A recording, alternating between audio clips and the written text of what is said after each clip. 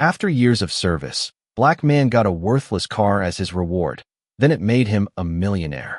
How could something described as worthless lead to such an unbelievable outcome? What hidden truth could completely change the meaning of that reward? Hello, everyone, and welcome back. We're so glad you're here to share another unforgettable story with us. If you enjoy inspiring stories filled with powerful twists and emotional journeys, be sure to subscribe to the channel and turn on notifications so you never miss a new upload. Thank you for your continued support. It truly means the world to us and helps us keep bringing these stories to life. Before we begin, tell us in the comments, if you were given a reward that seemed completely worthless, would you keep it or walk away? Now, let's step into a story where one unexpected gift is about to change everything. Sometimes the most valuable gift is the one everyone laughs at. The applause barely lasted 3 seconds before it dissolved into awkward smiles. Under the bright LED lights of the company's distribution warehouse in Charlotte, North Carolina, dozens of employees stood shoulder to shoulder, waiting for what was supposed to be a celebration. A large banner stretched across the stage read, "Celebrating 25 years of dedication." At the center stood Marcus Reed, a quiet black maintenance technician whose work boots had walked these concrete floors for nearly a quarter of a century. His hands, rough from repairing conveyor belts, replacing electrical panels, and keeping the building running through countless storms and late-night emergencies, rested calmly at his sides. He had never asked for recognition. He had never expected applause. But after 25 years without missing a single scheduled shift, people quietly believed he deserved something meaningful. Richard Coleman, the company's newly appointed CEO, adjusted the cuff of his tailored navy suit before stepping toward the microphone. His polished shoes reflected the warehouse lights, while his confident smile barely reached his eyes. "Ladies and gentlemen," he announced, "today we're recognizing loyalty." A few employees clapped politely. Richard gestured toward a dusty gray sedan parked beside the loading dock. The faded paint had lost its shine years ago. Rust colored the edges of the doors. One headlight looked slightly crooked, and the old tires seemed ready for retirement themselves. Someone near the back let out a quiet laugh. Then another followed. Richard reached into his pocket, spun the worn key around one finger, and tossed it toward Marcus. "After 25 years, he said with a grin that sounded more like a joke than gratitude, "this classic should remind you that dependable things never really go out of style." More laughter echoed through the warehouse. Some employees forced smiles because the CEO was laughing. Others stared at the floor, embarrassed by what they were witnessing. Marcus caught the keys without hesitation. For a brief second, every eye remained fixed on him, almost expecting disappointment or anger. Instead, he simply looked at the old sedan, then back at Richard. "Thank you, sir," Marcus said softly. His voice carried no bitterness, only quiet dignity. That response made the room even quieter than before. Richard shrugged as though the moment no longer interested him. "Well," he said, clapping his hands together, "that's all for today. Back to work, everyone." Chairs scraped across the concrete floor. Conversations slowly resumed. Forklifts hummed in the distance as the celebration disappeared almost as quickly as it had begun. Marcus walked toward the old sedan alone. As he reached the driver's door, one of the younger mechanics hurried over. "Marcus," he whispered, "you don't have to drive that thing home if you don't want to." Marcus smiled warmly. "A gift is still a gift," he replied. He opened the heavy door. It creaked louder than expected. The interior smelled faintly of worn leather, machine oil, and cedar, as though years of forgotten memories still lingered inside. He settled into the driver's seat, placed both hands on the cracked steering wheel, and turned the key. The engine hesitated once, then came to life with a low, steady rumble. Outside, Richard watched from the warehouse in trance with an amused expression before turning away. He never noticed that, at the exact moment Marcus pulled onto the empty road beneath the golden North Carolina sunset, the old radio clicked on by itself, filling the silent car with a burst of static no one could possibly explain. The static crackled for several long seconds before a calm, elderly voice emerged from the worn speakers, clear enough to make Marcus tighten his grip on the steering wheel. "If you are hearing this, then you have earned the right to know what others overlooked." Marcus frowned and glanced toward the dashboard. The radio had not worked when he first started the engine. He reached for the volume knob, but it refused to move. The voice continued anyway. "My name is Arthur Whitmore. If this old sedan has found its way into your hands, do not judge it by its appearance. Some things become valuable only after they survive being forgotten." The transmission ended as suddenly as it had begun. Silence returned, broken only by the steady hum of the aging engine and the distant sound of evening traffic. Marcus drove the remaining 12 miles to his modest brick home without speaking a word. The small house sat at the end of a quiet street where children still rode bicycles until sunset and neighbors waved from their front porches. He parked beneath an old maple tree and remained inside the car for another minute, replaying every word he had just heard. It made no sense. Arthur Whitmore was the legendary founder of Coleman Freight Systems, a man whose framed portrait still hung in the company headquarters. He had passed away nearly 15 years earlier. Marcus finally stepped outside, carrying a small flashlight from his garage before returning to the sedan. The fading sunlight painted long golden streaks across the weathered body panels. He opened every door one by one, studying the worn interior more carefully than before. The cracked leather seats, faded carpet, and scratched dashboard looked ordinary, almost disappointing. Yet something kept pulling his attention back to the founder's strange message. Why would anyone record those words inside an old company vehicle? Marcus removed loose floor mats, checked the glove compartment, and searched. Beneath the seats, he found old registration papers, a rusted pocket screwdriver, and a faded parking pass dated almost 3 decades earlier, but nothing that explained the mysterious recording. As darkness settled over the neighborhood, his next-door neighbor, Harold Simmons, wandered across the lawn carrying a cup of coffee. "You finally retired?" Harold asked with a friendly smile. Marcus chuckled softly. "Not exactly. They gave me this old car for 25 years of service." Harold circled the sedan slowly before stopping near the rear door. "Funny thing," he said. "I remember seeing this car years ago when Arthur Whitmore was still alive. He drove it himself long after he could have bought anything he wanted." Marcus looked up with quiet surprise. "You knew him?" Harold nodded. "Not well. Just enough to know he believed people revealed their true character by how they treated ordinary things." Harold wished him a good night and walked back home, leaving Marcus alone once again. The porch light reflected softly across the dusty windows as Marcus climbed back into the driver's seat. This time, instead of starting the engine, he rested his hand against the cracked center console. Something beneath his fingertips felt slightly uneven. It was almost impossible to notice, but after years of repairing machines, Marcus trusted his instincts more than appearances. He pressed gently against the worn panel. A faint clicking sound echoed through the quiet cabin, and somewhere deep beneath the rear seat, something shifted. Marcus held his breath as the soft clicking sound echoed beneath the rear seat. Years of repairing machinery had taught him that unusual sounds always had a reason. He stepped out of the car, grabbed a socket wrench from his garage, and folded the rear seat forward. At first glance, there was nothing except aging upholstery and dust that had settled over countless forgotten miles.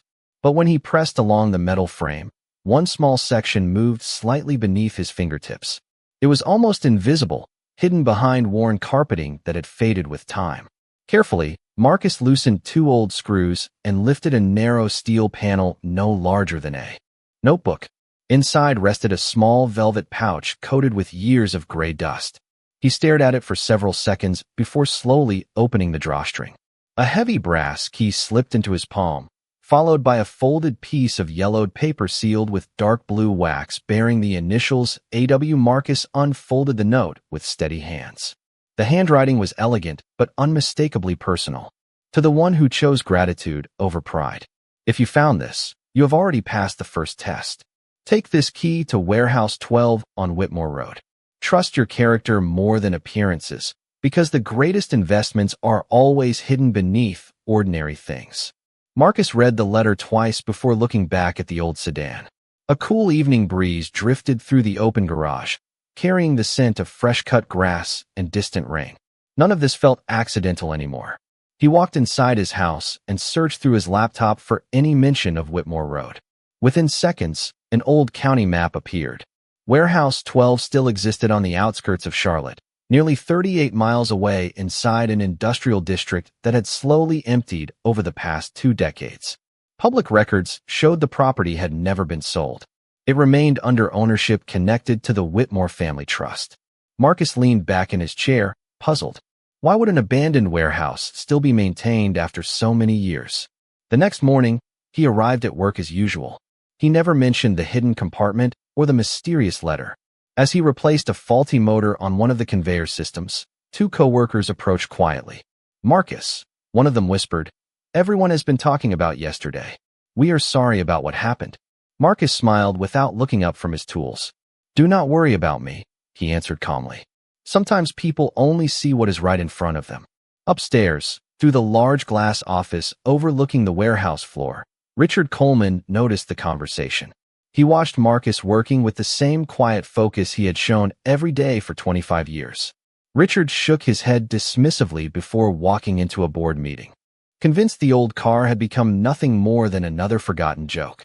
That evening, Marcus left work carrying the brass key safely inside his jacket pocket. The old sedan started immediately, its engine sounding smoother than before. As the sun dipped below the horizon, painting the sky with warm shades of amber and crimson, he followed the highway toward Whitmore Road. 38 miles later, the city lights faded behind him. An aging brick building emerged from the darkness, surrounded by silent oak trees and a weathered chain-link fence. Above the rusted entrance hung a faded metal sign that simply read, "Warehouse 12." Marcus stepped out of the car, looked down at the brass key resting in his hand, and noticed something that made his heart race. The lock on the massive front door carried the exact same initials engraved into the old blue wax seal. A.W. Marcus brushed years of dust from the heavy brass lock before slowly sliding the key into place. For a brief moment, nothing happened. Then a deep metallic click echoed through the silent property, followed by the slow groan of old hinges that had not moved in years. The warehouse door opened only a few inches at first, releasing the cool scent of aged timber, machine oil, and forgotten history. Marcus stepped inside cautiously. Moonlight streamed through cracked skylights high above, cutting long silver beams across rows of abandoned shelves covered with white sheets and layers of dust. Every footstep echoed across the enormous building, making the silence feel even larger. Near the center of the warehouse stood a single wooden desk. Unlike everything else around it, the surface had been carefully cleaned. Resting on top was an antique tape recorder connected to a small motion sensor. The moment Marcus approached, the machine came to life with the familiar voice he had heard inside the sedan. "If you were standing here, then you valued humility more than recognition. Most people would have sold the car before discovering what it carried." Marcus stood perfectly still as Arthur Whitmore continued speaking through the recording. "Success has never belonged to the loudest person in the room. It belongs to the one who keeps showing up when nobody is watching." Marcus lowered his eyes, remembering countless nights spent repairing broken conveyor systems while everyone else had already gone home. He had never imagined that anyone had noticed. The recording continued. "This warehouse once stored every prototype that built my company. But I discovered something much more valuable than machines. Character. I created one final test, knowing someday someone worthy would receive that old sedan. If you are here, you passed." The tape clicked to a stop. For several seconds, Marcus heard nothing except the faint hum of wind slipping through broken windows. Then he noticed another object beneath the recorder. It was a polished walnut box with a brass plate engraved in neat letters. "Open only after listening." He lifted the lid carefully. Inside rested a leather journal, another folded letter, and a smaller key made of brushed steel. The first page of the journal contained photographs from decades earlier. Arthur Whitmore stood beside young mechanics, janitors, warehouse workers, and delivery drivers, smiling without expensive suits or polished boardrooms. Marcus slowly turned another page and froze.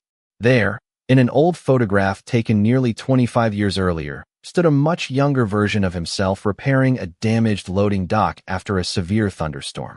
He had never met Arthur personally, yet someone had captured that ordinary moment from a distance. Tucked beside the photograph was a handwritten note. "I always believed the future of this company would depend less on executives and more on people like you." Marcus swallowed hard, overwhelmed by emotions he could barely explain. At that exact moment, headlights swept across the warehouse windows from outside. A black luxury sport utility vehicle rolled slowly through the front gate before stopping near the entrance. Marcus instinctively closed the journal. Two figures stepped out into the cool night air. One carried a flashlight. The other adjusted an expensive suit before staring directly toward the open warehouse door. Even from across the parking lot, Marcus immediately recognized Richard Coleman. Richard Coleman stopped just inside the warehouse entrance, his polished dress, shoes leaving sharp prints in the layer of dust that had remained untouched for years. The beam from his companion's flashlight swept slowly across the towering shelves before settling on Marcus, who still stood beside the wooden desk with the journal resting quietly in his hands. For several long seconds, nobody spoke. Only the distant whistle of the evening wind drifted through the cracked windows overhead. Richard finally broke the silence with a restrained smile. "Marcus, I had a feeling you would come here." Marcus looked at him calmly. "You knew about this place?" Richard folded his hands behind his back. "I knew enough to recognize that old sedan. It belonged to Arthur Whitmore before he passed away. I never imagined anyone would actually keep it long enough to discover whatever story people attached to it." Marcus studied Richard's face carefully. The confidence he had displayed inside the warehouse the previous afternoon seemed different now. Curiosity had quietly replaced amusement. Richard took another slow step forward. "When security told me you left work carrying an old brass key, I became interested. This property technically belongs to the Whitmore Family Trust, and as chief executive officer, I have certain responsibilities." Marcus gently closed the journal without hiding it. "Responsibilities are different from ownership," he answered softly. Richard paused for a moment, surprised by the quiet certainty in Marcus's voice. His companion, company attorney Daniel Brooks, adjusted his glasses while examining the tape recorder, the polished walnut box, and the carefully preserved desk. "Everything appears to have been intentionally arranged," Daniel observed. "Nothing here looks abandoned." Marcus nodded. "Arthur expected someone to find this." Richard glanced toward the shelves, stretching into the darkness. "Then let us find out what he left behind." Marcus hesitated only briefly before opening the journal again. Together, they turned each aging page beneath the flashlight's steady glow. The entries described Arthur Whitmore's philosophy about leadership, integrity, and gratitude. There were sketches of warehouses, handwritten reflections after difficult business decisions, and photographs celebrating ordinary employees instead of executives. Richard became noticeably quieter with every page. One photograph showed Arthur eating lunch beside warehouse workers on overturned shipping crates. Another showed him sweeping a loading dock after a winter snowstorm because the maintenance crew had not yet arrived. Finally, Marcus unfolded the second letter resting inside the walnut box. The handwriting remained steady despite the passing decades. "To whoever stands here today, there is one final door. Wealth without character destroys people. Character without opportunity limits them. I have hidden both together. Only someone willing to choose patience over pride deserves what waits beyond." Beneath the message was a simple hand-drawn map pointing toward the far end of the warehouse. The three men followed it through narrow aisles lined with forgotten machinery until they reached an enormous steel vault built directly into the brick wall. It stood nearly 8 feet tall, its thick door covered with dust except for one polished keyhole at the center. Marcus slowly removed the smaller steel key from the walnut box. Before he could insert it, Daniel noticed a bronze plaque mounted beside the vault. He brushed away decades of dust and quietly read the engraved words aloud. "This vault may only be opened in the presence of the rightful owner of the Whitmore legacy." Richard frowned. The rightful owner? His confident expression disappeared completely as all three men realized that Arthur Whitmore had never written the name of that person anywhere they had looked. Marcus rested the steel key in his palm without moving toward the vault.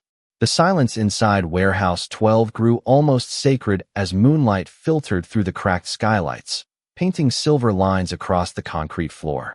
Dust drifted lazily through the cool air, and for the first time since arriving, nobody seemed interested in speaking. Richard Coleman stared at the bronze plaque again, hoping the words would somehow reveal a different meaning. Daniel Brooks slowly adjusted his glasses and examined the heavy vault door from top to bottom. There was no keypad, no fingerprint scanner, and no company logo. Only the polished keyhole and the inscription that had already changed the atmosphere in the room. Marcus quietly looked back at Arthur Whitmore's journal. One folded page near the end caught his attention. He carefully unfolded it, revealing another handwritten passage. If you have reached this room, do not rush. Every important decision I ever made began with silence. Sit down. Think about the people who built your success before you decide who deserves your future. Marcus lowered himself onto an old wooden crate positioned beside the desk. Without saying a word, Richard did the same. Even Daniel followed, setting his flashlight on the floor where its warm beam illuminated the journal between them. For several minutes, only the sound of wind passing through the broken windows filled the warehouse. Richard finally exhaled deeply. I never met Arthur, he admitted quietly. The board hired me because I knew numbers. They never asked whether I understood people. Marcus listened without judgment. Richard continued staring into the fading light. Yesterday, when everyone laughed at that old car, I thought it was harmless. Looking at this place now, I realize I never asked what 25 years of loyalty should actually mean. Marcus closed the journal gently. Respect cannot be measured on a spreadsheet, he said. It is earned one decision at a time. Daniel remained silent, but his expression softened. He had spent years reviewing contracts and financial reports, yet somehow this forgotten warehouse felt more honest than the modern boardroom downtown. Marcus stood and slowly walked toward the vault once again. Instead of inserting the key immediately, he studied the bronze plaque one more time. His eyes drifted to a tiny line engraved beneath the larger inscription, almost invisible beneath decades of dust. He wiped it clean with his sleeve. The smaller sentence read, "The rightful owner is not appointed. The rightful owner is recognized." Richard stepped closer, reading the words aloud before falling completely silent. Recognition, not promotion, not inheritance, not authority granted by a board of directors. Arthur Whitmore had deliberately chosen a different standard. Marcus carefully turned another page inside the journal and discovered a sealed envelope marked, to be opened before the final lock. His heartbeat quickened as he broke the aging seal. Inside rested a single sheet of paper containing one sentence written in Arthur's unmistakable handwriting. The final decision has already been made. The vault does not respond to the key alone. It responds to the name written inside the legacy document. Richard slowly looked from the letter to Marcus, then toward the towering steel vault. For the first time in his career, the title of Chief Executive Officer suddenly felt far less important than the truth waiting behind that massive door. Marcus unfolded the final sheet with deliberate care, as though he understood that every word on the aging paper carried the weight of a lifetime. The ink had faded slightly, but Arthur Whitmore's handwriting remained strong and unmistakable. The person whose name appears in the legacy document is not the richest employee, the highest-ranking executive, or the smartest negotiator. It is the individual who proved that dignity survives even when recognition does not.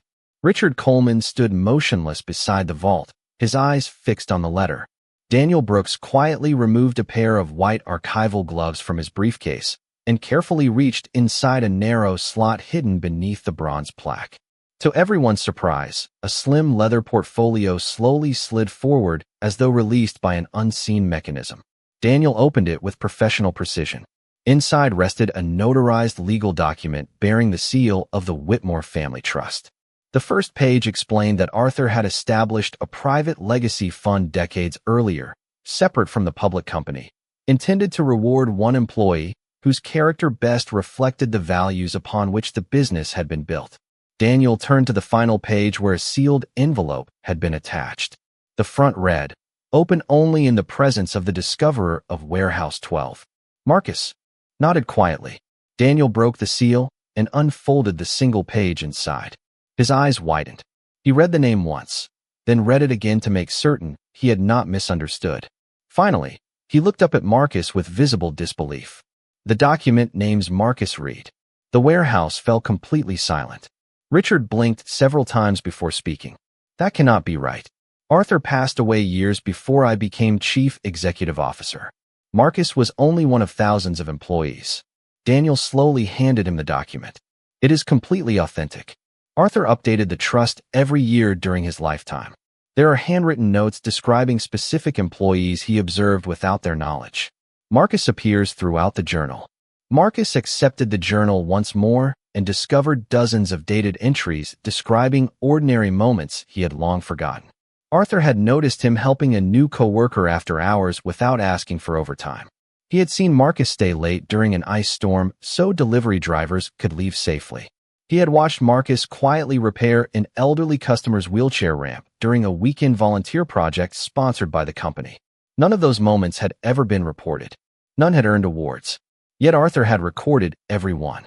Richard lowered the papers slowly, the confidence that once surrounded him replaced by quiet reflection. I spent my first year measuring performance with reports and financial charts, he admitted. Arthur spent his final years measuring character. Daniel continued reading the legal summary aloud. The Whitmore Legacy Fund included ownership of long-forgotten investment accounts, original founder shares that had never been sold, royalties connected to an early logistics patent, and commercial property whose value had steadily grown for decades. Together, they represented a fortune worth many millions of dollars. Marcus closed his eyes for a brief moment, not because of the wealth, but because someone had truly seen him all those years when he believed nobody had noticed. The steel vault emitted a deep mechanical sound, and with a slow rumble that echoed across the warehouse, it's massive. Locking bolts began to withdraw on their own. The enormous steel door opened inch by inch with a deep mechanical echo that rolled through the silent warehouse, like a forgotten memory, finally waking up. Cool air drifted from inside the vault, carrying the faint scent of cedar, old paper, and polished metal.